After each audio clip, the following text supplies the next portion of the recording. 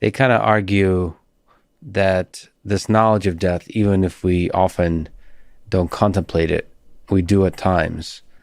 And what you call the curse, which I agree with you, it's a curse and a blessing that we're able to contemplate our own mortality. That gives meaning to life. So death gives meaning to life, is what Viktor Frankl argues.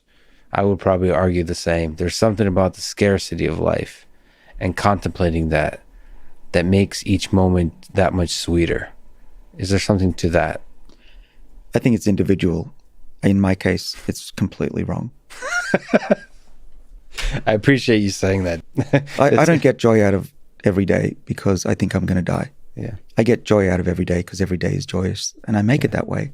And even if I thought I was going to live forever, I would still be enjoying this moment just as much. And I bet you would too. Well, I think about that a lot.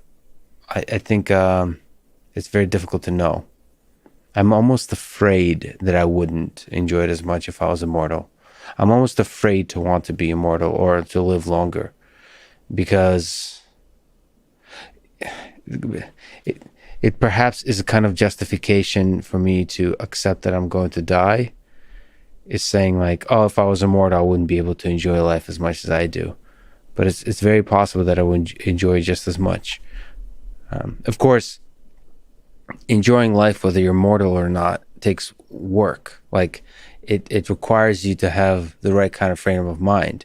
You can focus your mind on the ugliness of life. There's plenty of ugly things in this world, and you can focus on them. You can complain whenever, like, if it's raining outside, you can focus on the fact that you have shelter and enjoy the hell out of it, or you can enjoy running in the rain when it's warm and like the beauty of nature, just being one with nature, or you can just complain this fucking weather again in Boston. It's either always raining or freezing, damn it. And like the same thing with like Wi-Fi going out on airplanes.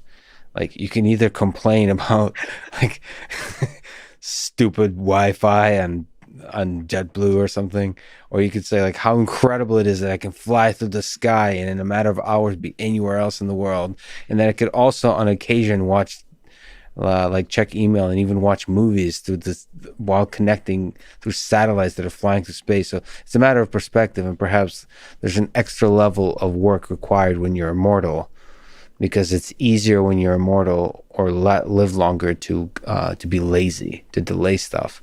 But if you're not, you can still derive the same amount of joy. It's possible. It's possible. It's definitely possible. In my life, I went from being the nothing's working to every day's great to wake up to.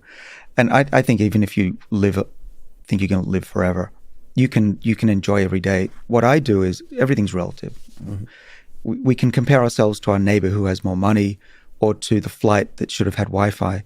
Or, which is what I do, I'm still 6 years old, remember. What a 6-year-old does says, look, when I tell my fingers to form a fist, they actually do that. That's really cool. That's how I live my life. I can pick up on your desk here this metal object. It's a metal cube, about an inch by an inch by an inch. And I tell myself, not about cubes, but about inanimate objects. Probably once a day I'll say, I am a living thing. I can think, I can move, I can eat. I am full of energy. And there's that leaf or this cube here that will never be alive. That's what I look at and compare myself to. And for as long as I live, if it's forever, of course it won't be, but even if it was forever, relative to this lump of metal on this table here, mm-hmm. we are wondrous things in the universe, and probably the most wondrous things in the universe.